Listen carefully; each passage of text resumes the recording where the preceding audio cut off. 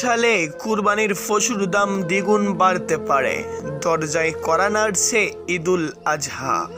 এই ধর্মীয় উৎসবের জন্য কুরবানির পশু হিসেবে তালিকায় শীর্ষে রয়েছে গরু। কুরবানি এলেই চাহিদা বাড়ে গরুর, সঙ্গে গরুর দরদাম নিয়ে শুরু হয় আলোচনা।